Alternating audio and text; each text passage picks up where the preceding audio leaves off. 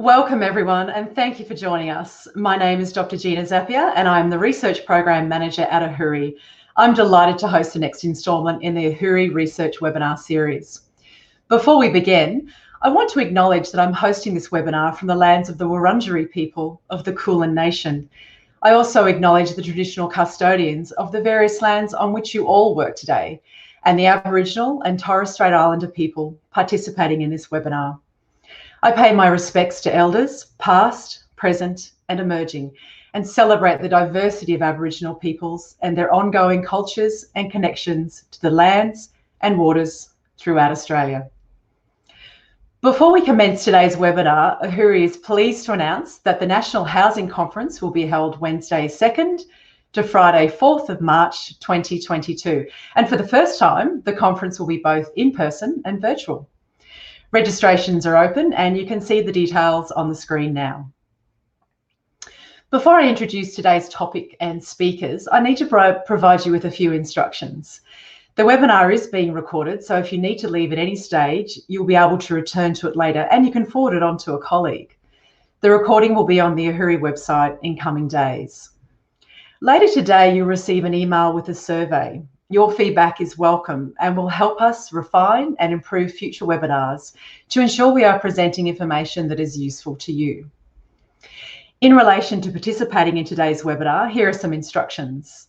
You'll have the opportunity to submit questions by typing them in the Q&A section on the right of the presentation screen. And you can submit your questions at any time during the presentation. We will collate these and address as many as we can during the Q&A segment. Now let's focus on today's topic and presenters. I'm delighted to facilitate today's webinar, Improving Transitions from Rehab into Stable Housing. Our presenter today is Associate Professor Cameron Duff from RMIT University. Cameron is the lead author of AHURI's report, Leaving Rehab, Enhancing Transitions into Stable Housing, which presents policy and practice recommendations to enhance the coordination of housing, health and social care supports for individuals leaving residential treatment. The report, along with a policy evidence summary and standalone executive summary, are now available at the AHURI website, as well as in the handout section to the right of your screen. Cameron Duff is an Associate Professor at the Centre of People, Organisation and Work in the College of Business and Law at RMIT University in Melbourne. His major areas of research explore the role of social innovation in driving social change in the community and not-for-profit sectors, with a focus on housing policy and mental health care. We also welcome Sue Grigg as the respondent following the research presentation. Sue has been working in housing and homelessness for over 20 years and has extensive experience working in the not-for-profit sector, for government and in research consulting roles. The format for today's webinar is a research presentation from Cameron, followed by a short industry response from Sue. After that, I will facilitate a discussion with our two participants, including the Q&A session. Again, please ask a question at any time throughout the presentation. It is now my pleasure to introduce to you our presenter, Associate Professor Cameron Duff. Thanks, Gina. I'm very grateful for this opportunity to present some of the findings today, and I welcome, and this is a crucial thing, I welcome as much participation, questions and response from the floor, from the audience today. This is a significant report. There are a number of different authors involved. The report is extensive. There's a lot of great material in it. Of course, I can't possibly hope to cover all that material today, so there will undoubtedly be aspects of the report that I don't speak to in as much depth today. So I certainly hope that there might be opportunity through the question and answer period to explore some of those other aspects. Now, the first thing I want to acknowledge, of course, is that this is a piece of research about place. Now, I'm speaking to you today from Wurundjeri country here in Melbourne, and it's incredibly important that I acknowledge the unceded sovereignty of the Wurundjeri people, the Woiwurrung and Boonwurrung language groups here in the Kulin Nations in Melbourne. Questions of sovereignty, of belonging, of ownership and place are central to this research. I want to start by acknowledging those problems, those questions, and in a sense, they kind of shadow all the things that we do today. Questions of belonging and place are central. So I acknowledge elders, past, present, and emerging who might be on the call today, and I welcome your questions and your response from the floor. The research, as I've said, is complex. We're primarily interested in in the organisation of social care. I've been thinking about what's the best way of encapsulating the research problems, the research interests that animate this report. And I think the organisation of social care is a useful way of thinking about what have we been trying to do. What we've tried to explore is for individuals with complex health and social care needs, individuals who are leaving mental health care, inpatient psychiatric care, for example, for a mental health problem, individuals who are leaving a period of residential treatment for an alcohol and drug related problem. People who are leaving care like this typically have a host of complex health and social problems that require a lot of coordinated responses from a lot of coordinated groups. And of course, what we have discovered is that the coordination between different aspects of our care system, between mental health and housing, for example, between mental health, alcohol and drug treatment, between mental health and family violence services, education and training services, trying to understand how do all these complex parts of our care system fit together. How can we improve the efficiency of the coordination, the integration of care across these different siloed systems? So this is the key challenge for us. And I think working our way through the research, what we realized is that this is fundamentally an organizational problem. What we're talking about is how do different services work together more effectively? How do we organize complex care across different service systems? So we know that leaving residential treatment is a key period of housing risk. And so, I'll get to some of the research findings in a moment, but what we're really trying to understand is how can we coordinate care at this incredibly vulnerable period in people's lives?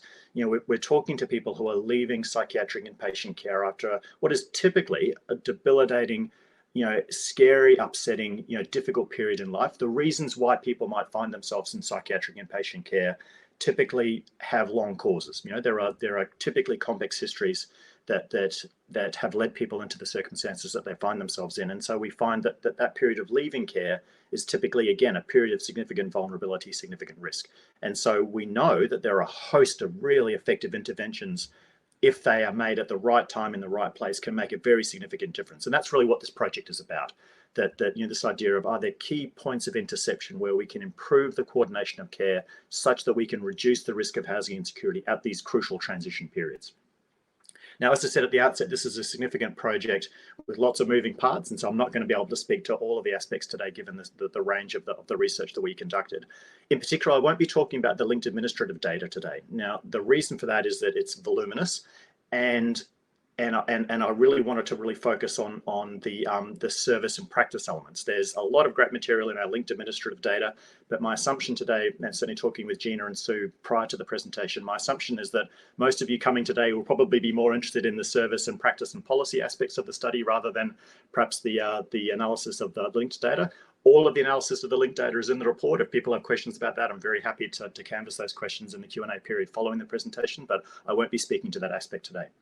I wanted to talk about the qualitative material because I find that a little bit more engaging, and I hope that there'll be some interesting insights in the material. We spoke with 35 service providers across Melbourne and Sydney in the main, and these were service providers across mental health and housing and addiction services. We also conducted 25 interviews with recent service users. So again, I won't speak much to method today, but if people have questions about procedures, I'm happy to answer those as well. But I will add that the first phase of the research was pre-COVID. And so the vast majority, in fact, all of the service provider interviews were done face-to-face. We were about halfway through the service user interviews when lockdowns hit Melbourne. And so there's a mix of face-to-face interviews and interviews conducted online via Zoom in the main.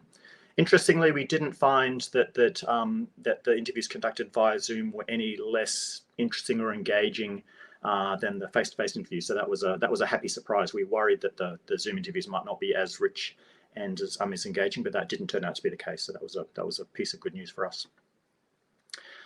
I want to start though with something that probably won't be a surprise to anyone, but I think it's important to set the tone. And this is really, I've got a great quote here from a service provider. I'm going to read this off the screen because this really is in a nutshell what we found. The thing we all need to remember is that our homelessness service system, with only a few limited exceptions, is only funded for a defined period of support. Really, it's mainly only short-term support intended to resolve a temporary crisis in someone's life. So this idea that we can overcome, in some cases, decades of disadvantage that starts in early childhood, goes all the way through school, and then any experiences of work people might have had, The idea that you can somehow manage or make up for these sorts of things through a 6-week intervention or a period of crisis accommodation is just farcical. Now, my feeling is that's a really fantastically moving characterization of the key challenge that people working in the delivery of care experience every day. This significant disjuncture, if you like, between how the system is designed, what it's designed to deliver, and in a sense, what people's needs might be. Now, what we found across New South Wales and Victoria is this problem in a nutshell, that we have systems that are designed to provide crisis care, typically for a defined period of time, normally time limited, in some instances, quite brief interventions. And yet what we find is that people with complex health and social needs need more than this. So how do we resolve this tension? So partially this research is trying to map what's the state of the art at the moment. Partially it was an attempt to map, what is happening across housing, across mental health, across addictions treatment. How are these service systems coordinating or integrated? Where are they integrated well? Where does coordination work well? Where does it perhaps not work well? But I wanted to start with that quote because I think it captures the key challenge in a nutshell, is that at the moment, we have a service system that's designed to address short-term needs, primarily through a kind of referral pathway model. So people come into contact with housing services and then they're referred on. Now, certainly from our linked data, we find that's a system that works well for a significant proportion of people who come into contact with services. Our linked data suggests that something in the order of half to 2/3 of individuals who need housing support, that is a relatively brief intervention. What they require is a relatively brief period of support, and then they're placed into secure accommodation, and in a sense the service intervention closes because there's been an effective resolution of the housing challenge. As I said, that's something in the order of half to 2/3 of individuals who come into contact with care can be characterized that way. And that leaves a significant proportion, doesn't it? Something like 1/3 or more of individuals who need more intensive support for longer periods of time. And so what we're trying to really understand is, how can we design a system, or how can we identify areas of best practice to address that? I think that's a significant gap in our service system, that we still don't have very effective interventions in place for individuals, the most vulnerable individuals with the most intensive need supports. So I think it's fair to say that if we think about the work of care, what is it that our interventions are trying to achieve? What we found is that across a lot of service systems, there's this kind of way of thinking about care in a kind of rationed way. Care is kind of doled out, as it were, in these typically quite specific ways, typically around this idea of care as separation. So the idea is that in lots of instances, people are entitled to a particular number of, let's call them, care episodes. And so we found it was reasonably common to talk to people, service providers, who talked about they are restricted in the range of things that they can do because they have a finite set of resources that they can make available to individuals. It might be 6 visits or 10 visits. It might be, its care is rationed in that way. And so we found that, again, it's probably fair to say that we have a care system that is designed to respond quite effectively to crises in people's lives where brief interventions are provided on the assumption that a short, sharp intervention will be enough to get people back on track, if I can put it that way. And I think, as I've said, in a significant number of cases, that is effective. I mean, that is meaningful and helpful, and is an important part of ensuring that people don't fall through the cracks, that people are able to manage their housing issues in a way that leads them back into stable housing over longer periods of time. But I think it's also fair to say that our system is failing individuals with much more intensive needs, much more significant vulnerabilities.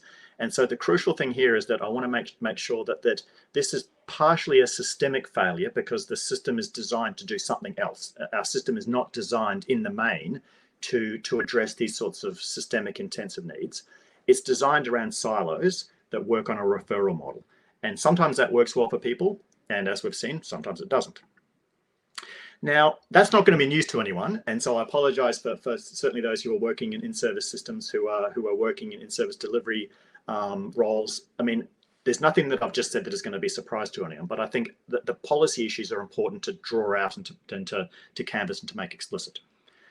Now, I want to focus, though, I mean, in some respects, that's a reasonably grim picture to paint of our service system. And so, of course, what we found is that despite those structural barriers, despite those systemic arrangements that mitigate against, I think, the delivery of more effective care for individuals with the most vulnerable need, what we found, of course, is significant instances of frontline staff, service deliverers, working despite those limitations, despite those structural barriers to deliver really effective outcomes. And so what, of course, we found is that if we're talking about really vulnerable individuals with really intensive health and social care needs, in some respects, what we found across all the research is that the most effective thing, if we talk about individuals who feel after significant periods of distress and housing struggles, those individuals who are able to return to stable housing, in almost every instance, the thing that made the difference was a really effective service intervention. Someone, a service worker who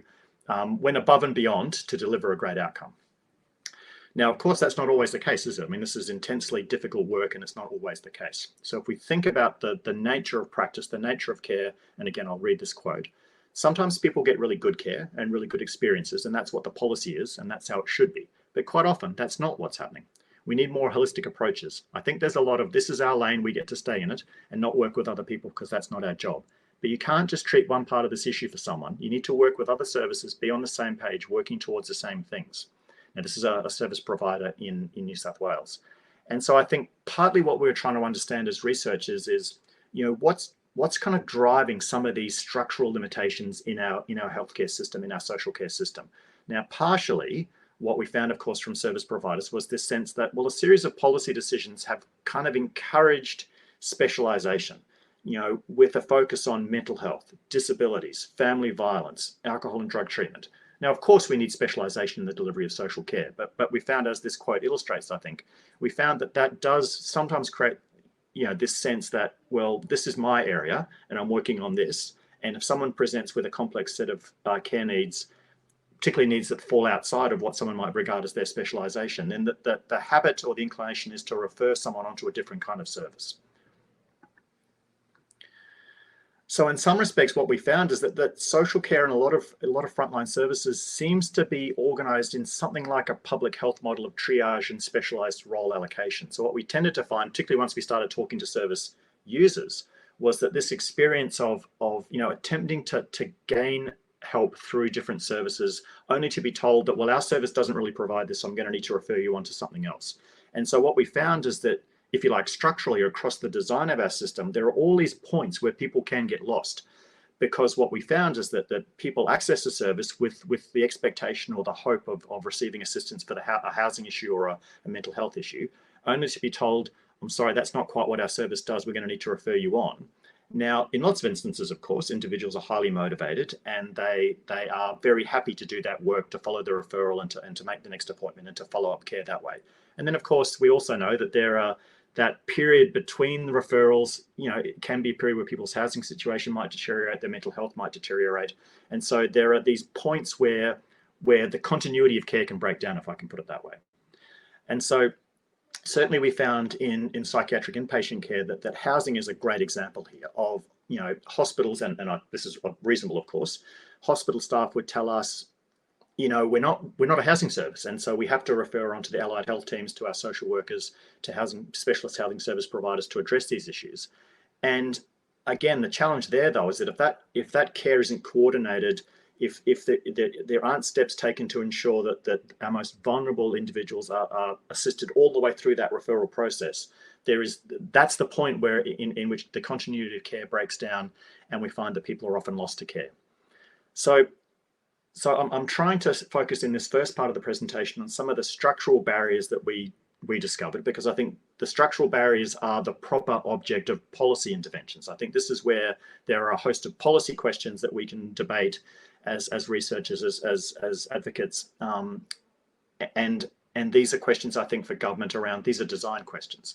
So these are important, but I think we also discovered a host of challenges at the level of care that I think are somewhat related to those policy concerns, but are more questions of practice. And I think, interestingly, and this is, I think, researchers, we love to think if only we could design the perfect system, then everything would be fine. And I think this is sometimes as researchers, we make the mistake of thinking that if only we get the policy settings right, everything will be fine.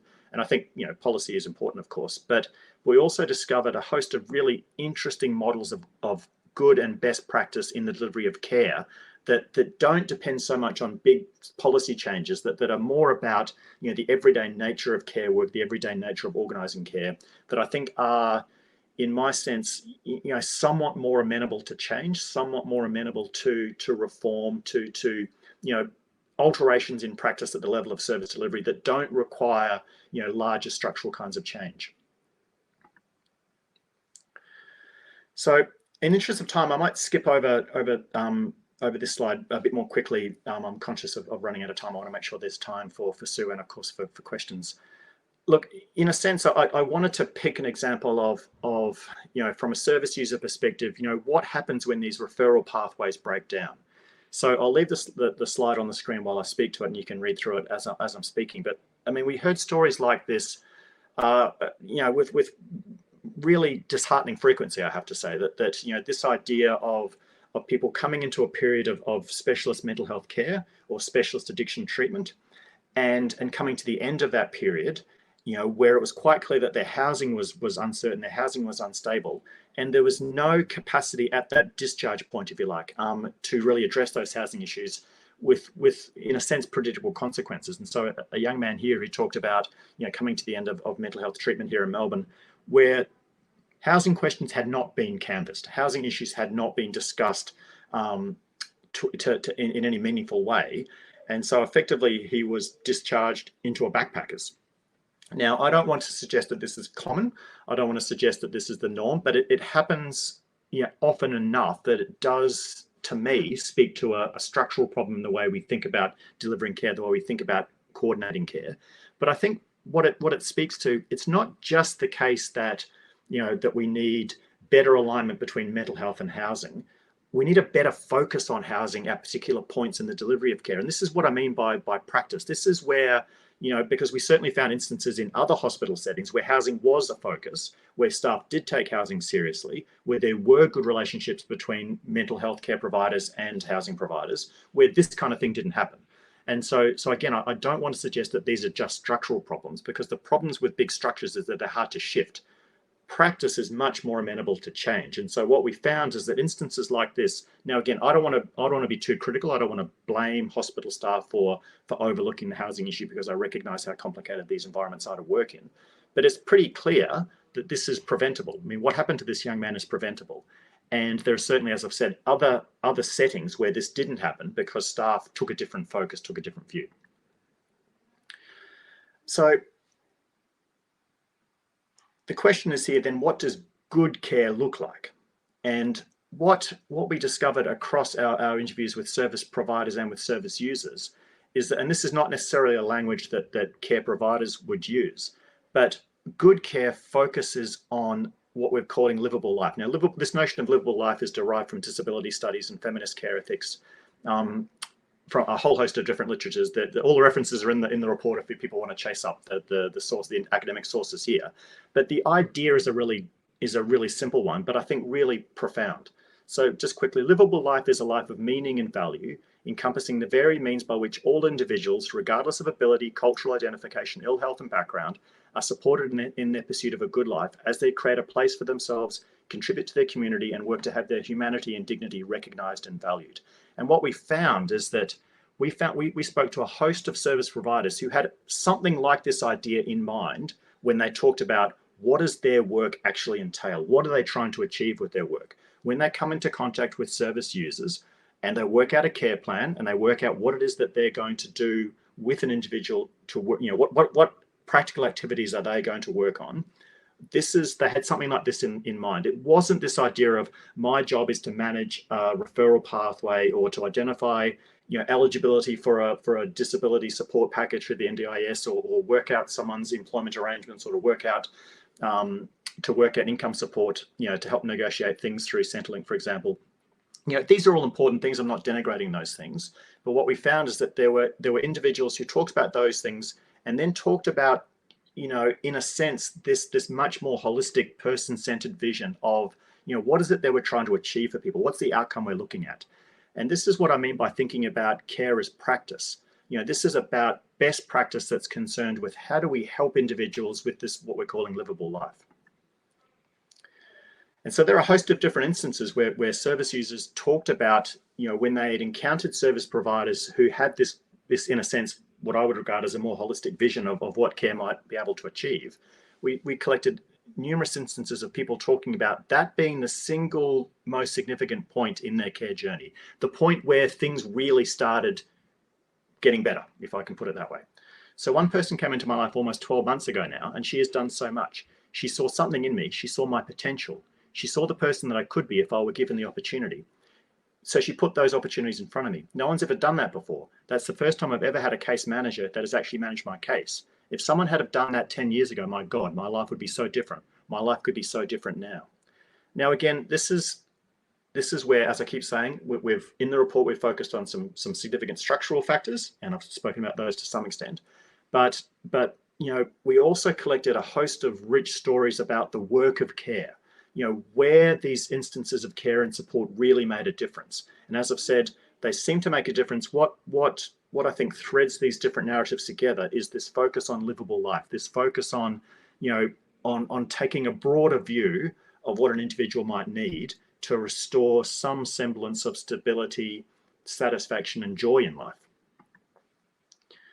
So this is where we really tried to break down what does effective care look like? Because what we discovered is that, yes, we can talk about improving organization, integration, and coordination of services, supports across different services. But in each instance, that requires individuals, taking significant steps towards achieving that coordination. Yes, it can be achieved through formal MOU and mechanisms like this between organizations. That's important. It's certainly important, for example, in mental health, psychiatric inpatient care, that I think that there are relatively formal, organizational arrangements in place that link psychiatric treatment with housing, with social care and support. Those formal arrangements are critical. But what we discovered, of course, is that it still takes individuals to work towards that coordination. This is work. This is what we keep talking about, the work of social care. This is work that individuals need to take responsibility for. And when that's done, when individuals, particularly in service provider roles, when they take responsibility for these things and they in a sense, they walk the extra mile, you know what I mean? They make those additional steps that are necessary to try and work out what does whole of person care look like, And this is what we discovered in particular was that what characterizes best practice is this notion of I'm going to do what this person needs to be done, regardless of what my formal role might be. I'm going to make sure that if this person needs support with their housing, if they need support with their mental health, if they need support with their alcohol and drug issues, if they need support with the National Disability Scheme, or they need support with family violence, regardless of what my formal job title is, I'm going to make sure that care is delivered, that support is provided. And so in this respect, we would say that good care focuses on livable life. The individual in front of me, what does this person need me to do to help? Now, sometimes that's going to coincide with what my formal role is, and sometimes it's not. And so what we found commonly was this sense that, that service support breaks down when the response is, well, I'm sorry, I see that you need help with the NDIS, but that's not really what I do, so I'm going to refer you on. Now, again, I don't want to be too critical because I recognize how difficult this work is. But what we found in terms of best practice was that wasn't the way care was managed if it's going to be effective. And so I hope that this, I'm sorry, apologies for the long quote, but I hope that this will really illustrate what I mean by this notion of care, the work of social care, allied to this notion of livable life. So at the time, I wasn't aware that I had such a superstar support worker. And it's only my long-term involvement in services that I understand now that I was one of the lucky ones. For me, a big part of it was all the paperwork. Like, my worker determined that it was time to put away the lengthy forms that we have to fill out and just start having conversations. After that, she started making referrals to a whole range of organizations to help us. She put all of these things in place. She had youth workers come and take my daughter to the supermarket and buy all the things she needed, or take her and get credit for her phone, take her out and about. Whether it was looking at schools and taking her to school interviews, whether it was finding guitar lessons for her and giving her a Mikey card so she could travel to lessons, all those things meant that she could independently continue on doing these activities without my involvement. She was always thinking 2 steps ahead. Now, I apologize for that lengthy quote. I hope I'll leave it up so that people can read it if I've read it too fast. But what I love about this is that, you know, there's nothing in someone's role description that's going to say your job is organizing guitar lessons for this woman's daughter. You know what I mean? There's nothing in any formal role description in any of the services that we spoke to where that would be a feature. And this is what I mean by this idea of care that is focused on livable life, not on the idea of my job is to ensure that 10 episodes of treatment are provided to this person, and then I'm going to move them on. So this idea of getting a Mikey, that's the public transport ticket here and system here in Melbourne. So, you know, making sure that this young girl had enough money on her card so that she could use public transport without having to worry about fines. You know, getting her to school interviews. I mean, these are, you know, we collected numerous instances of care that looked like this, that in a sense was quite different from what that person's formal role entailed. And so, you know, so I wanted to really convey very powerfully, I hope today, this idea that the interviews that we conducted, what we discovered is that care is concerned with these sorts of problems. The idea of how can we restore some semblance of livable life? What are the things that this individual in front of me needs? What can I do to make a difference? Now, it might be that that's about organizing guitar lessons. It might be that that's about driving someone to a referral interview. It might be that that's about, you know, physically taking someone to the Centrelink office to get their income support sorted out. It might be just simply, you know, listening for an hour and a half about how someone's day is going, you know. And so I think again, not to trivialize this, but you know, and this won't be news to anyone in the room who has a service delivery role, you know, recognizing that meeting people where they're at, trying to understand what their care needs are, trying to understand how those needs can be addressed. These are the rudiments of effective practice. And what we discovered is that it seems, and I know that Sue will talk about this a little bit as well, but it seems to us that some of the ways that services now designed kind of mitigates against this kind of care work, that it seems like this was possibly a feature of care work in earlier times, but the way organizations have evolved, the way funding arrangements have evolved, the way care is organized now seems to mean that there's kind of less of this kind of, someone called it, one of the service providers called it old-fashioned care. You know, this idea of just basically doing what someone needs to have done. And the sense was that services possibly have devalued this kind of care work in preference to other kind of more formal types of care arrangements. And the sense is that you know, this kind of work is really effective. Now, I'm probably running out of time, Gina, so I might try and move through these slides. I'm sorry, there's again 60 interviews. There's a lot of stuff to talk about. You know, researchers. I'm sorry, I have an awful habit of talking. I'll try and wrap this up fairly quickly so we can get to the Q&A and the response, of course.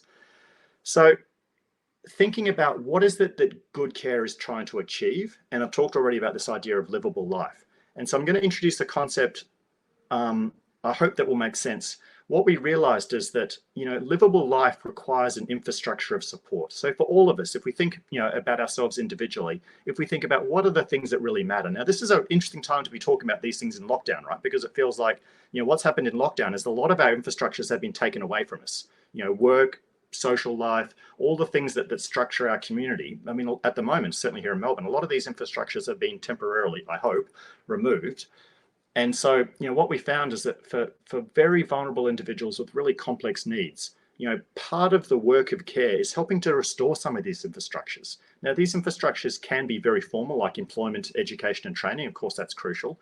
But what we found is that it's really these infrastructures of livable life. That's why the guitar lessons and the Mikey top up are so important to me, because it's in a sense, it's really simple stuff that you know, individuals with really vulnerable needs, these sorts of infrastructures have broken down. And so the work of social care, where it's really effective, is about restoring some of these infrastructures, restoring the infrastructures that support social life, supporting individuals in their community. So again, I'll leave you with an example of what I mean by this. Now, this is an individual, a service user who felt that they had achieved a lot of their goals in recovery, had achieved a lot of their goals, and were feeling quite settled in their life. And this is, I hope this quote will illustrate it. The last few months now with the dogs, I'm getting out more. I'm settling into the area. I'm talking more with the locals, like the lady across the road. There's a little boy across the road that comes out and he's always looking for the dogs. Like when we do our afternoon walk, he'll come over and say hello. I've got the lady next door that comes in once a week with a plate of chocolate chip muffins. So we're starting to feel like I said, it's not just a house, it's a home. And I'm finding that I feel not only do I feel in my own personal journey, but like I'm not a strain on the system like I was. I feel like, not that I'm giving back, but I feel like I'm not in trouble with the law and stuff like that. So I'm not a strain on taxpayers, if that makes sense. Like I'm living in my community more. So this is what we mean by, if we think about stable housing, and if we think about, how can services help individuals to manage their housing insecurity and to get back on track with stable housing, what we discovered is that, yes, of course, the provision of housing is absolutely central. We need more support for social housing. We need better public investment in social housing. But what we also discovered, of course, is that, frankly, while we're waiting for these things to happen, right, while we're waiting for governments to introduce more money into social housing, and I have to acknowledge here, of course, in Victoria, our state government has announced a very significant investment in new public housing. That is incredibly welcome news, something that we should all celebrate. But while we're waiting for this new housing stock to come on stream, we need to recognise that for vulnerable individuals, the work of social care is fundamentally about restoring these infrastructures, helping people to build the supports that they need in their lives to live well, despite the constraints that they experience. I think I might leave it there. I've said a lot, and I'm really interested to hear what Sue has to say. I appreciate I probably haven't got through all my slides, but I think at the moment I'll hand the floor over to Sue. Thank you very much. Thank you so much, Cameron. There is absolutely no need to apologise. There are many of us who value the richness of the qualitative data, the stories that you shared today, because it's a people-centred focus. So thank you for your insightful and thorough presentation. And now I'd really like to welcome Sue to reflect on Cameron's research and its implications for the sector. Thanks, Sue. Okay, all right. Well, thanks, Cameron. I agree. That was a very interesting and thoughtful presentation. I'd also like to acknowledge the traditional custodians of the lands that we're all on today and pay my respects to elders past, present and emerging, and acknowledge that sovereignty was never ceded. We're all on land that was and always will be Aboriginal land. So rethinking care, or support, as I would usually call it, I think offers a really promising opportunity. And I quite, obviously the idea of focusing on the whole person and supporting them to live a livable life sounds fantastic. But from my perspective, what needs another important question is, how do we actually do this? And how do we make sure that we are all doing this? So at the moment at Unison, I'm a housing provider, social housing provider, and we target our housing to people with the most chronic histories of homelessness and complex needs. But I also have a very long history in delivering support services. And one of the things that I've been thinking about more and more over the last couple of years, I think, is what actually constitutes good support. So similar to what you were talking about, Cameron, what is good support and how are support agencies held accountable for delivering good support? At one level, support is not complex. I mean, it's not rocket science. I say that all the time. Good support work is relationship-based, it is persistent, it is patient, it is flexible, and it is practical. As a sector, we all use the same language. We all talk about being client-centred, offering holistic services, wraparound support. But what does this jargon actually mean? And I suspect it means different things to different organisations. And I suspect there's even people out there who use these words and they don't even understand what they mean when they say it. It's just become jargon. So as a housing provider, we see some really, really good practice from support agencies. And it's obvious, our renters are happy and they stay in place, okay? If an issue arises with the tenancy, we contact the support service, they get back to us and they work with us to resolve the issue. And it works really well. Too often though, we also see really bad practice. And in my darker days, I call it dump and run. So promise you the world, person moves in, we never, nobody ever calls us back or, we never see the support agency again. What is interesting to me is that you can have two different support services that are ostensibly funded to do exactly the same thing, get quite different outcomes for their clients. In fact, you can get 2 different workers from the same organisation that get different outcomes for clients. So I wonder if the thing that sets good practice apart is what I would call taking responsibility for the client outcome, taking responsibility for the client. You referred to it as moving between lanes, instead of hiding behind what I think of as excuses. I'm not a housing worker. I've always said, if your client is homeless, you are a housing worker. It is a cop-out to hide behind that. Another cop-out is, I've only got 6 weeks. I mean, if all the agencies are funded the same way, it's how you interpret your funding guidelines. Or the other thing is, I think there's a tendency to be unwilling to do some of the more grunt work stuff. So things like buying the Mikey ticket for the young person that you spoke about, that's grunt work. So is transporting people to appointments. So is cleaning properties with people. These are all things that I've done. Obviously, I don't do them in my current role, but I have done them. So obviously, there's a lack of resources in the service system. We are all extremely stretched. And obviously, the way the system has been designed has been crisis-focused and, focused on short-term assistance. But at the same time, 2 agencies that are funded to do the same thing get quite different outcomes. And I think that's really important.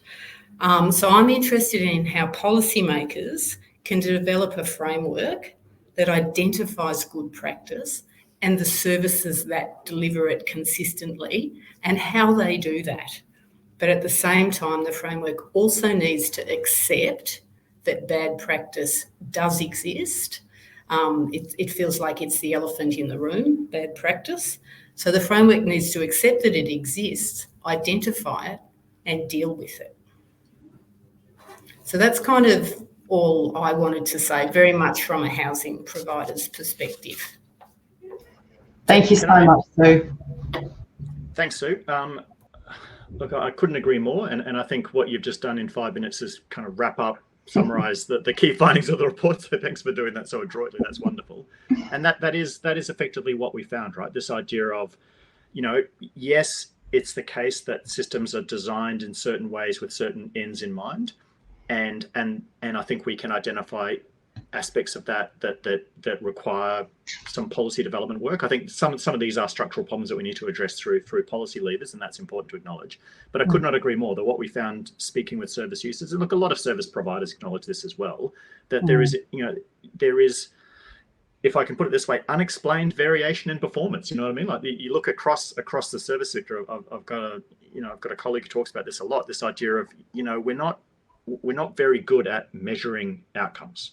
And particularly in this sector, because how could you measure the outcome of topping up the Mikey card or organising guitar lessons, right? It's hard to demonstrate the value of some of these things.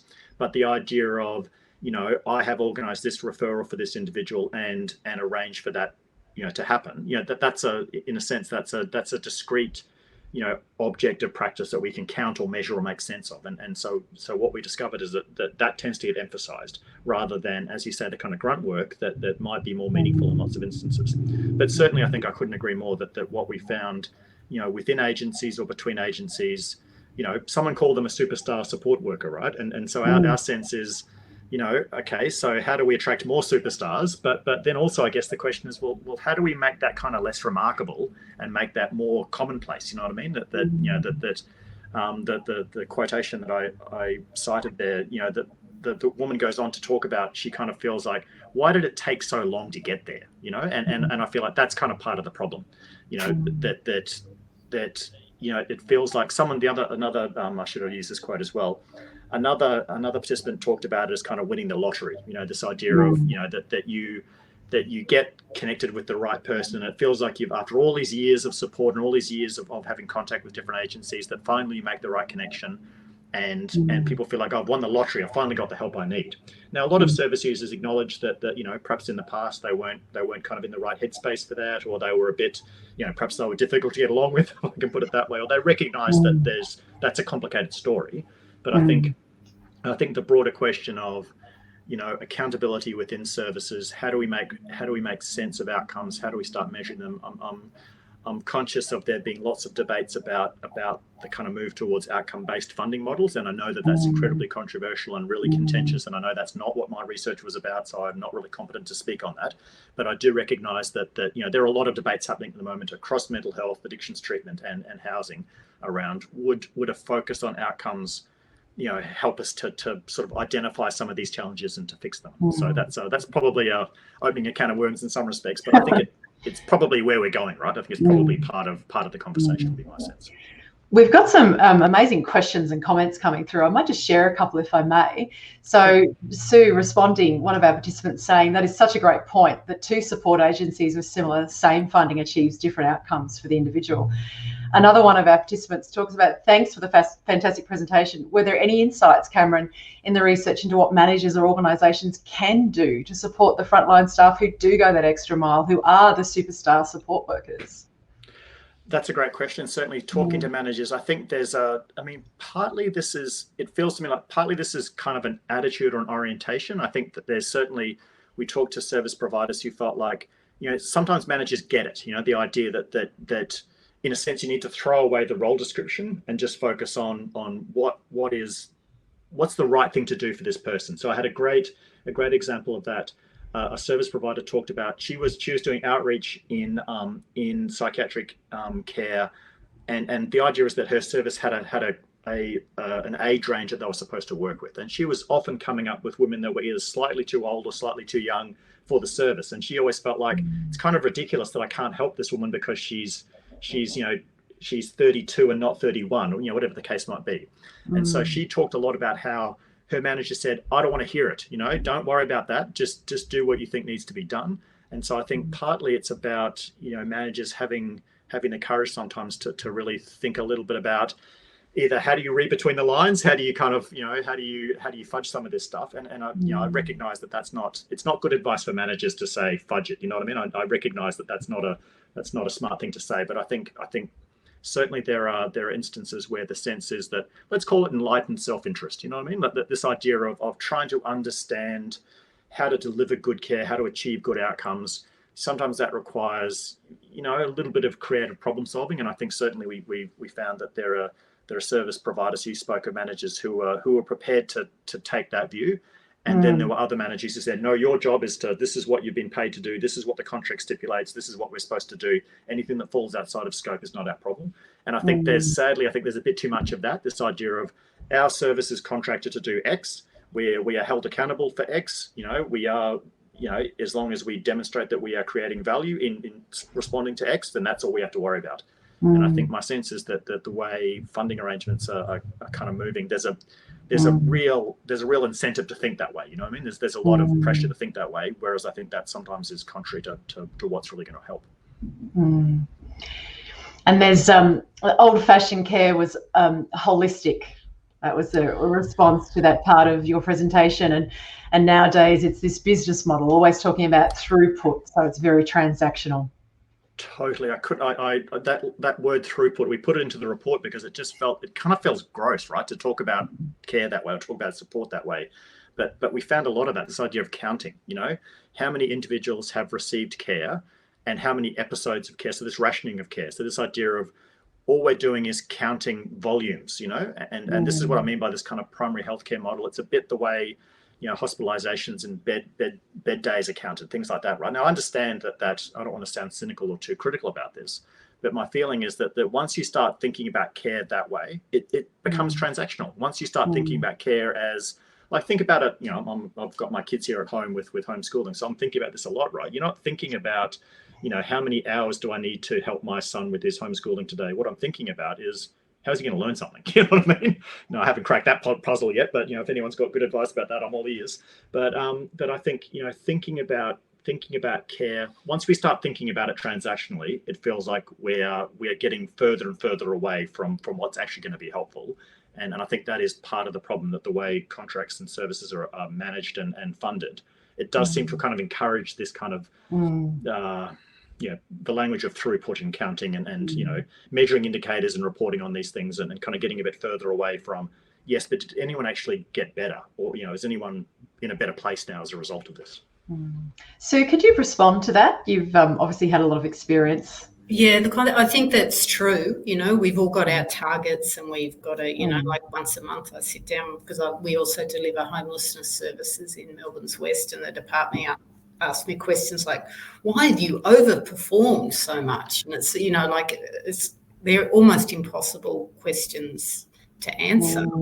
It's a high volume service, and we do as much as we can in the hours that are available. We don't even think about the targets. But also this notion of throughput, because we do get pressure for throughput, particularly in our transitional housing.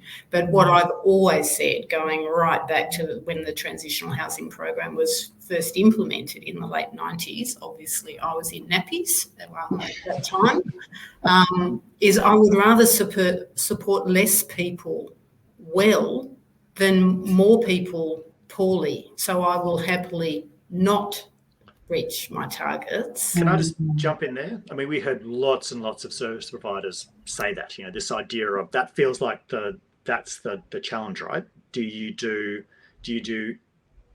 more for less people or less for more people? And that's a really difficult strategic decision to make in a leadership role, this idea of recognizing that I can deliver support to a larger number of people, but the quality of support will probably be reduced.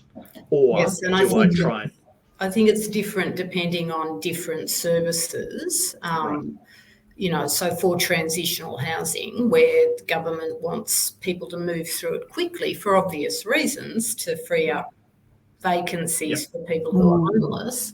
But if the outcome is that you evict people back to homelessness, that is ridiculous to meet your 3-month tenancy target.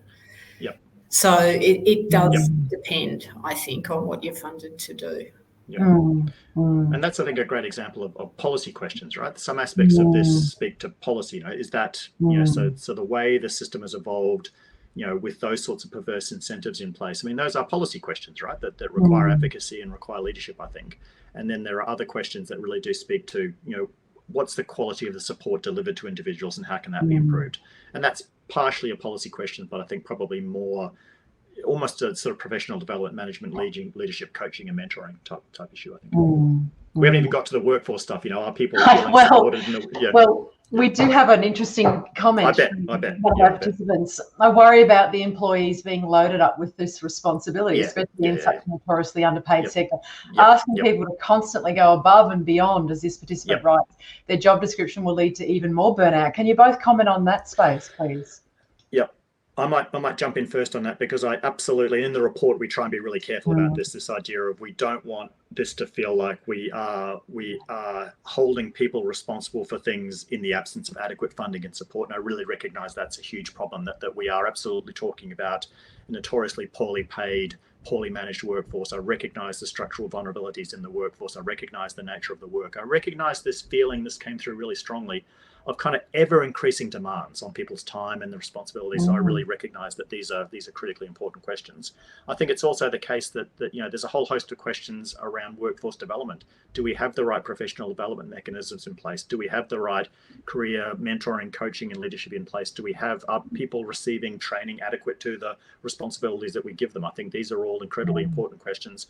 And my feeling is that I recognize that these are questions for the current AHURI funding round. And I think it's great to see that these workforce issues on the research agenda for AHURI, because I think they are really critical.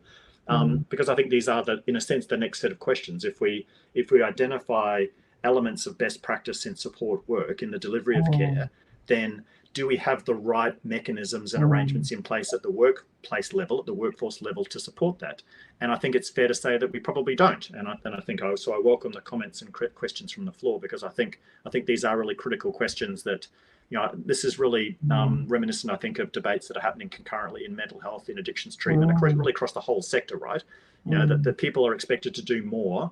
People are taking on, you know, I think that came through really strongly in Sydney and Melbourne, this idea of, you know, everything's becoming more complex. You know, people are presenting with more complex needs, more complex, you know, histories with histories of, you know, we're talking about people moving across cultures, across nations, you know, from refugee backgrounds, you know, escaping war zones, you know, all sorts of complicated things that are happening.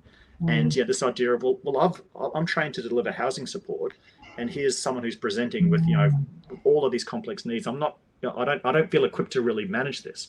And I think that's a really crucial question that I think across all of social care, you know, we are asking people, think about aged care, you know, that we are asking people to manage incredibly complex situations. COVID, I think, has really brought all this to our attention. You know, we're talking about a really vulnerable workforce that is historically been unsupported. And so I think these are really fair questions. And so, Sue, what would be your advice on workforce capabilities to be able to facilitate this holistic and coordinated continuing care?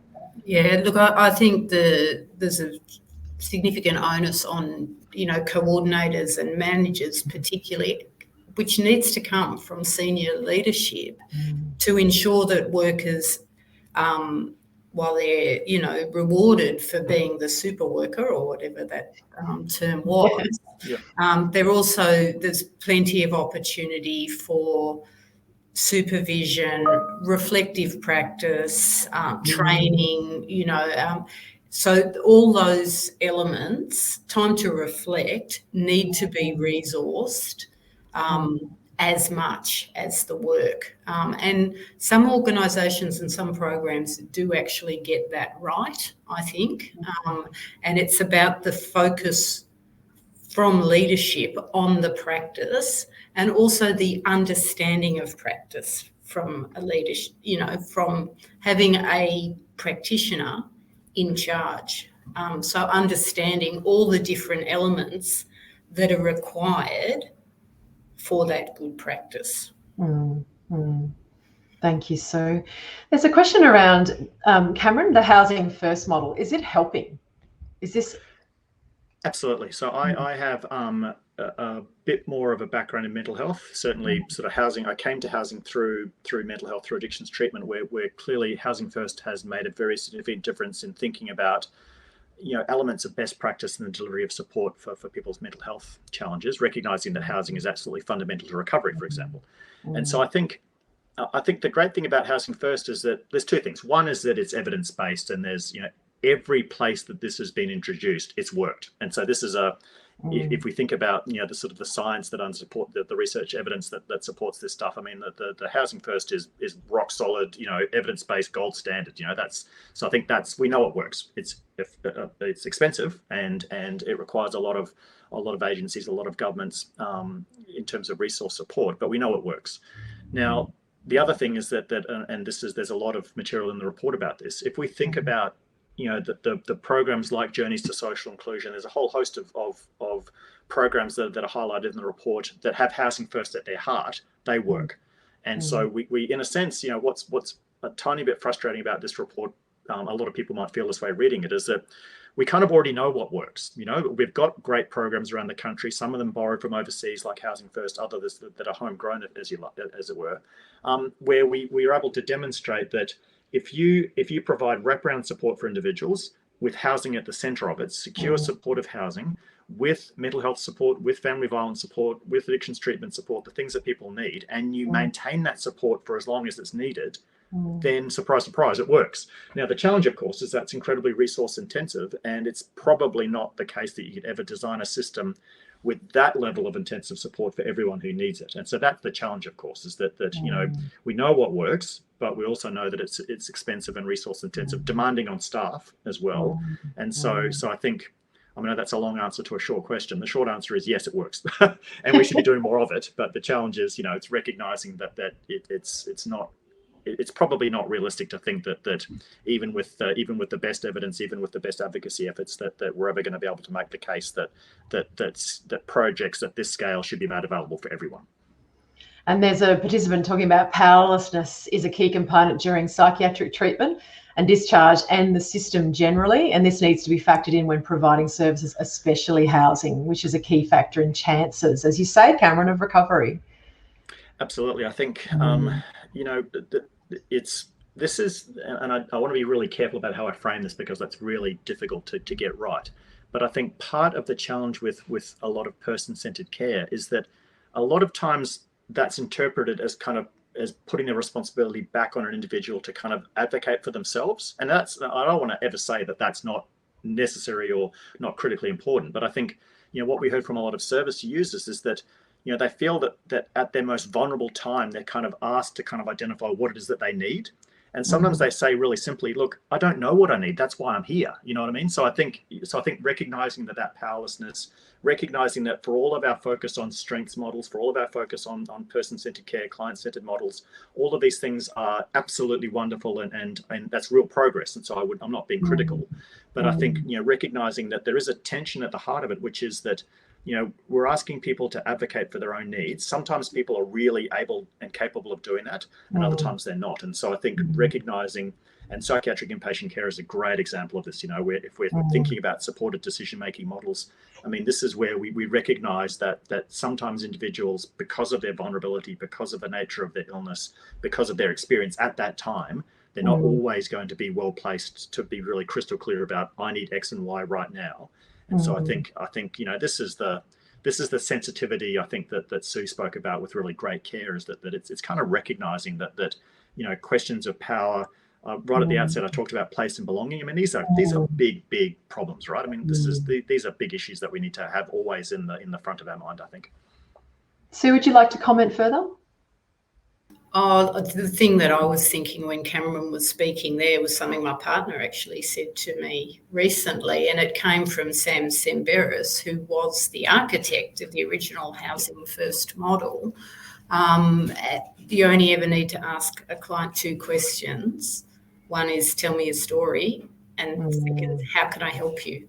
And I think that is something that does get lost, you know.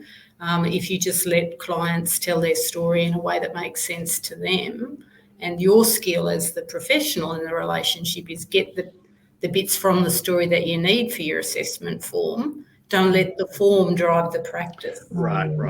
And I really, you know, I thought that was a really good quote from Sept. Well, that's a great example of where, you know, and I probably shouldn't say this as a researcher because I'm possibly biting the hand that feeds, but my feeling is that you know, we've got this great evidence. You know, we know so much about this already because, you know, a lot of really capable people have been doing this work for long periods of time here internationally. We've got this fantastic evidence base, and I think, you know, my feeling is that the next set of challenges are really around practice. You know, how do we implement some of these things?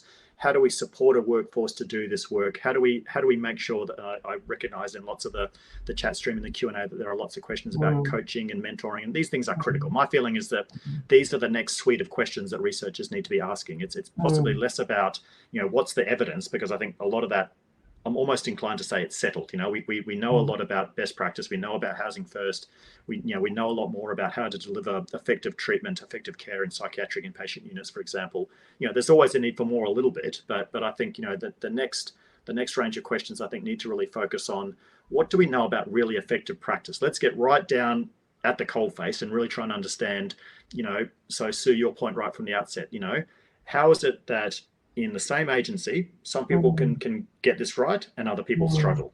Now, you know, what are the barriers? You know, what are the enablers? How can we understand elements of best practice? How can we understand, is it as I'm seeing in the chat stream, is it coaching and mentoring? Is that the issue? Is it leadership? You know, is it training and development? Is it, you know, what are the, I'm sure pay is a big part of this, right? You know, career pathways, you know, opportunities through to advance through a workforce, these sorts of questions. My feeling is that you know, these are, that's the next round of questions, I think, really trying to understand at the level of service delivery, you know, what are the barriers? How can we overcome them? Can I draw our attention to the policy evidence summary? And may I be so bold as to quote directly on page 3, we're talking about access to support services. And it really struck me, Cameron, ultimately care coordination depends on strong local relationships of trust and reciprocity. Grounded in established relationships where the client's needs were central to all service planning. Can you both talk to that, because that's the ideal, isn't it? Absolutely. So perhaps I'll grab that first too. And I don't think this will be a surprise to any of the service providers in the room that you know, when we pressed people on this question, well, what really works? And what we found is that, again, it's perhaps not a surprise, is that people talked about, well, I've been in this role for a long time. I've worked across the sector. Prior to this current role, I worked in X and Y, so I've come to understand the service system in my region. So this was either, in rural and regional settings or in the cities, where people talk about, I know this space. I know the right people to ask. I know, when an individual comes to me with X and Y, I know how to help them. And so I think, that in lots of respects, what we found is that, as I said at the outset, yes, institutional coordination is really important. So agencies with good MOUs that are followed to the letter, these things are important, but they're no substitute for relationships. It's no substitute. We heard again and again and again, managers tell us, when a staff member comes to me and says, I don't know what to do about X, I say, well, just pick up the phone to so-and-so and just ask them about it. And so this idea of, having, so those, people talk about warm referrals, right? This idea of, understanding how a continuity of care can be sustained over long periods of time, grounded in really strong local relationships. I mean, again, this is not rocket science. Sue's right. A lot of this is practice, best practice as it's been maintained for long periods of time. But again, what we found is that, it's the nature of the workforce that people move around the sector a lot. People, looking for career opportunities, for career advancement, looking for better pay, looking for more secure roles. People are moving around the sector a lot, and so I think the challenge is to make sure that institutional expertise is not lost to the sector, and that it's properly remunerated. Frankly, so I think these are, these are, again, big questions and big problems. But I think, this is what I mean by, I think in lots of respects we kind of know what works. The challenge now is, how do we sustain it? How do we protect elements of the system that are working well and reinforce them, and address some of the shortcomings elsewhere. Sue, can you chime into that? I can see you. Yeah, look, I don't know. I just was thinking, when I was a practitioner and used to move around, to different jobs. Most of my work in my earlier career was in St Kilda, but I have actually trained staff and said, when you start in a new role, it's your job to become best friends with a mental health work, best friends with a drug and alcohol worker, because we know that if you know someone, so you need to be as charming as you possibly can. And I still do it in my current role, having really good relationships across the sector, so that when I have a practice problem in my IAP service, a young person who's got incredibly complex needs, and my homelessness service doesn't know what to do. So I can get on the phone to a colleague who's an expert in that area. That's my job, to get that young person what they need. So I think that is something that we need to articulate. And we have a participant saying it sounds like housing stability is not given the importance needed when considering mental health. When presenting a model of wraparound support, housing it should be first. So there's quite a few comments coming through that there's really. Can you continue that thought, Cameron? Look, I don't want to be too critical of colleagues who might be working in the sector, because again, I recognise, this is hard work, right? And so I don't want to sit here, as I think researchers are sometimes guilty of, and say, oh, I've talked to people, I recognise the challenges. Why can't people just do their job properly? I recognise that's stupid, right? So I think, particularly in mental health care, I think there is really a clear sense that if we're talking about psychiatric inpatient care, really across mental health support, where there's any kind of residential component, I think housing is critically important and mostly overlooked. And so I think this is a real, if I think about some of the recommendations that have emerged from this report, we make it really clear that in psychiatric inpatient care in particular, there has to be the formal integration of housing support at that point for people who need it. We need better screening to make sure that individuals who are at the point of admission are identified, their housing circumstances are assessed properly and formally, and that in those instances where people's housing is not secure or not appropriate, that housing support is provided at that point. And so what we've found, and again, I don't want to go into details necessarily, but certainly in Sydney and Melbourne, I think there's huge variation in how that's managed. There's no question that some hospitals are doing this really well, others it's not on the radar at all. And so I think that I couldn't agree more with the comment that when the evidence for housing first is so profound and so enduring, right? We've known this for such a long time, and yet I think, and I can see in the chat stream as well in the comments that it is a fact that part of the challenge here is housing stock. And so this is what I mean by not wanting to bash up social workers and hospitals and allied healthcare, because I recognize that to place people in housing, you've got to have the housing available in the first place. And there's just no question that in Melbourne and Sydney in particular, although I think this is the case now around the country, that our housing markets are so insane. Housing affordability is it's at the point now where we don't have the housing stock for people. And so, we heard this a lot, and I should have mentioned this before. We heard a lot from practitioners, this idea of, well, it's impossible to coordinate what doesn't exist. You know what I mean? It's impossible. You can't coordinate care if the housing isn't there. And so again, seeing in some of the chats, in some of the comments that this pressure to move people through transitional housing, this is the challenge, right? Is that people are constantly being moved on. And the trouble is that at some point in the pipeline, there's no housing there. So people might, come from hospital into some kind of crisis or transitional housing arrangement. And then, there's pressure to then move them because there's someone else who needs that space. But at some point you confront the reality that, okay, where's the house? And that's where this whole loop just starts again, right? So then people end up, that there isn't secure housing at the end of this. And so that's when you've got, people cycling back through the system again, getting back to the point where they're admitted to hospital because of their mental health has declined because their housing is so rubbish, So I think again, these are well-known challenges, aren't they? And there's a participant who's obviously affected by this situation. I think also for our clients to know that finding affordable, stable housing is very difficult. Not because it's very limited. It's not personal. It's not necessarily a reflection on men. So that's a practitioner having that struggle and feeling, taking that it's not a personal. Sue, can you speak into that space as well? Yeah, look, the critical shortage of housing, is, I've been banging on about it for my whole 25 years. You can't fix, my expertise is homelessness. You can't fix homelessness without housing, and we don't have any housing. I mean, the big build is brilliant, but that'll take some time.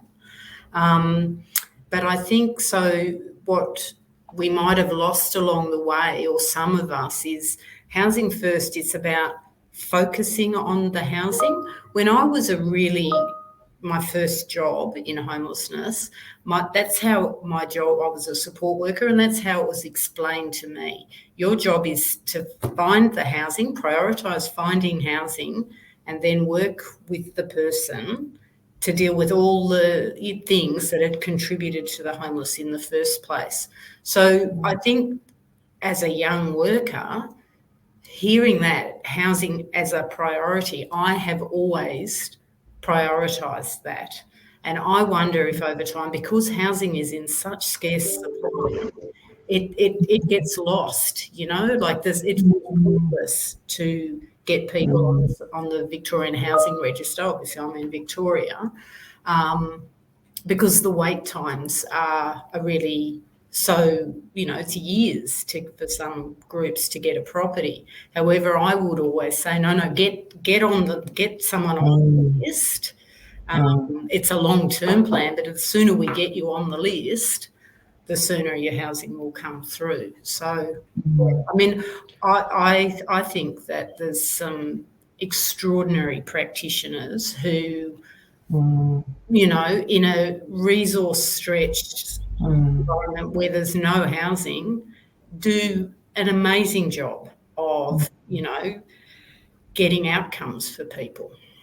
And there is a comment in our chat stream of one of those particular people who's a manager of a Housing First program saying client first.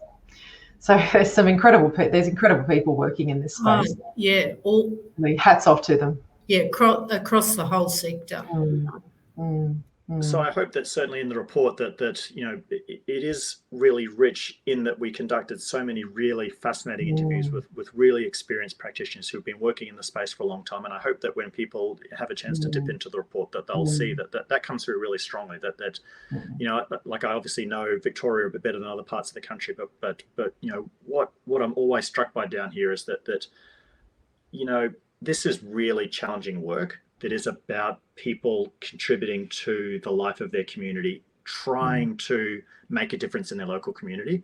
And I feel like, none of this work is possible without a dedicated workforce. And so I think, as much as we're trying to focus on practice here, it is important that we recognize that part of what we're trying to identify is what are the instances of best practice that could be shared more effectively around the workforce, recognizing that there are all these structural constraints that if I think about, a lot of the answer in Melbourne has been to focus on private rental arrangements. And I understand that that's been done, frankly, for pragmatic reasons that we don't have the social housing stock, the public housing stock. And so the only alternative has been private housing, private rental. But of course, the challenge with rising house prices is that even that feels like it's other than than a handful of individuals. We're talking about private rentals that are located on our city fringes because that's the only affordable housing that's left.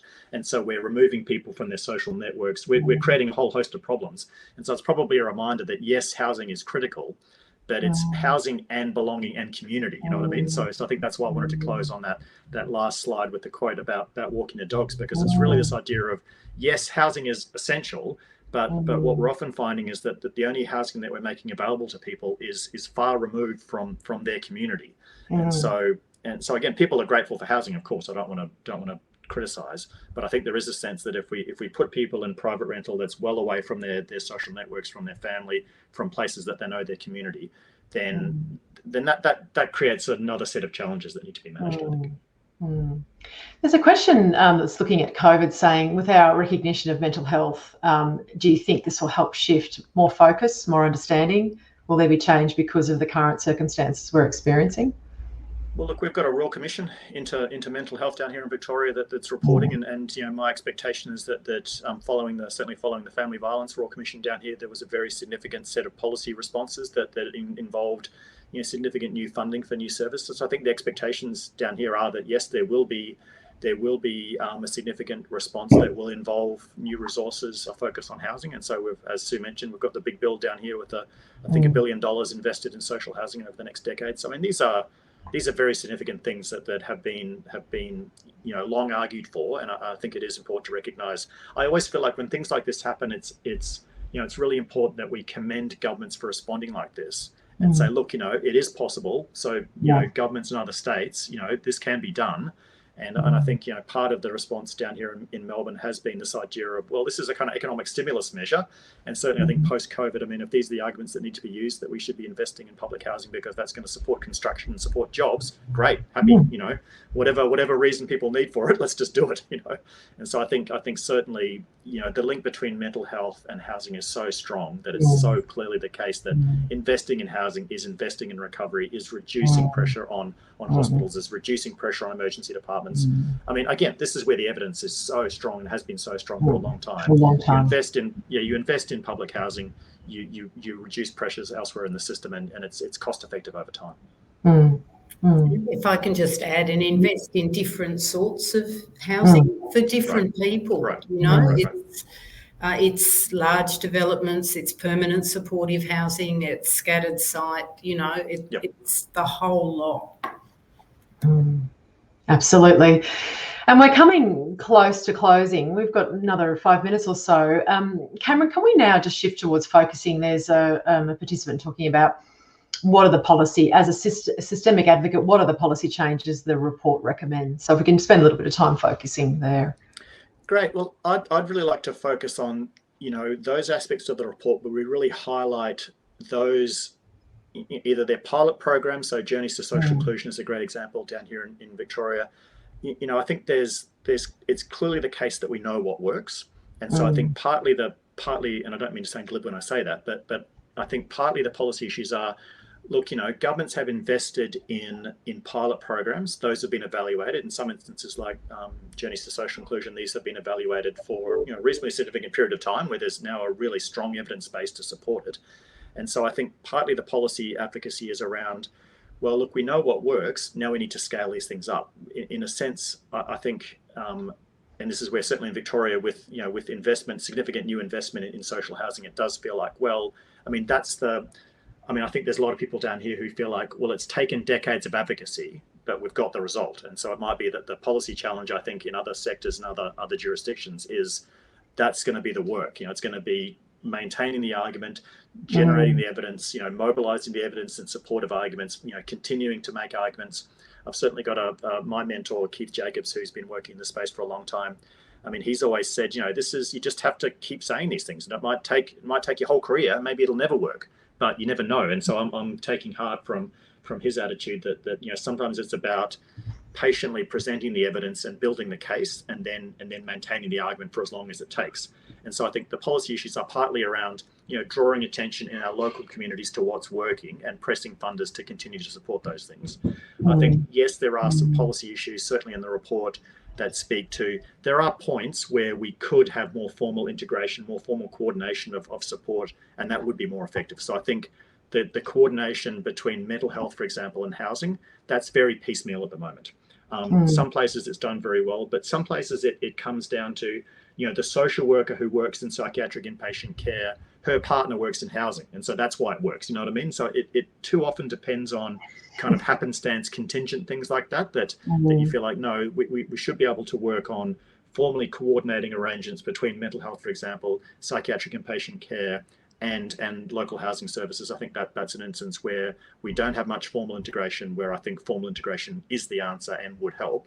And so I think in terms of policy responses, I think it's partly some advocacy around, we're in instances where we know what works, let's make sure that we keep up the fight. And I'm thinking about the Council of Homeless Persons down here in Melbourne that has, such a fantastic legacy of advocacy work down here, of just sort of maintaining these things on a political agenda. I know there are agencies like that around the country that do fabulous work that should be supported. And then there are some policy issues that speak to particular points where we think there could be more effective integration. Perhaps within addiction treatment, we looked at residential rehabilitation. There are some agencies that where housing is really integrated into discharge planning really effectively, and that's there's great evidence that it works. And there are other resi rehab locations where housing is not so strongly a focus, and so certainly I think there's a sense that's another example of a place where we could really focus on coordination effort. And Sue, a closing comment perhaps? I don't really know. I mean, just thank you for inviting me to be part of this. And, I hope that the conversations continue about this, because I as you said in my intro, I've been around for a very long time, and I really, I'm passionate about getting good outcomes for people who are the most disadvantaged in our community. Can I just add one thing? I'm just looking at Stuart Yang's comment in the chat stream. Look, I think this is where there's another aspect in the report. We're talking about housing referral pathways. There's another piece in the report that we haven't spoken about today, and that's really about a peer workforce. That certainly we found really strongly that in sectors or agencies or settings where there's a strong peer support focus, where there's a strong peer workforce and strong career pathways for peers to move through different roles. I think one of the real benefits from that is there's a kind of expertise about services and systems and what works, and this idea of navigating complex referral pathways.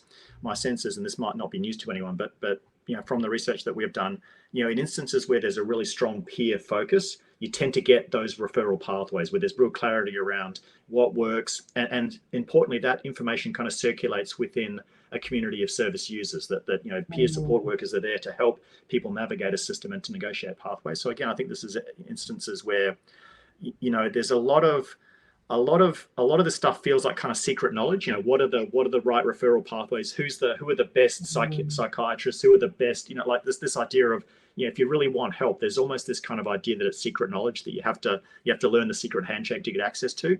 And I think in lots of services we heard talk of where there's a strong peer presence, you've got greater clarity around that. Information seems to circulate a bit more freely. So I think there's some arguments here for a peer workforce that are quite important too. And I just wanted to briefly respond before we close to a couple of our participants encouraging lived experience, and I'd really encourage our participants to delve into that final report. Obviously, we have the policy evidence summary and the standalone executive summary available in your handouts today, but the full report is available on the AHURI website, and it is rich with qualitative data, rich with that lived experience. And I really applaud you and the team, Cameron, for the work, because it's very telling. I'm so glad to hear that, and that is such a great call out. That you know, we did 25 interviews across Sydney and Melbourne with people with experience of services, and they shared an incredible amount of material with us. It's why the report is 120 pages long. So I'm sorry that's a bit of a beast, but partly that is because we really felt like we want to put that material in there because we recognise that some people will want to read the executive summaries, some people will want to delve into the details. So I hope that there's something in there that people can really get some value out of. Thank you so much to you both, Cameron and Sue. It's been such an incredible, rich conversation, really wonderful for me. And I just wanted to thank you both for your time and for your energy today. Pleasure. Thank you so much for the opportunity. I really enjoyed it. And thanks, Sue, for really fantastic responses. And it's made for a much sharper presentation. Thank you. No problem. So before we leave, we're pleased to invite you to register for AHURI's hybrid one-day conference, Uncharted Urban Futures, Australian Cities Post-Pandemic on 18 November. So this one-day conference will examine Australia's population dynamics as a result of the COVID-19 crisis, the delivery of critical social infrastructure to support our changing cities, and the particular urban transport challenges emerging from the pandemic. We invite you to join us on Thursday, 18 November, either in person in Melbourne or online from anywhere else, to be part of this important national conversation. And registrations are open now. The link you'll see on the screen, and it will be also included in that post-webinar email. And just a quick reminder that we would really appreciate your feedback by completing our short survey that will be sent to you today. And if you want to share this webinar, again, with any colleagues, it will be on our website shortly. And until we see you again, and hopefully in person, thank you so much for joining us today.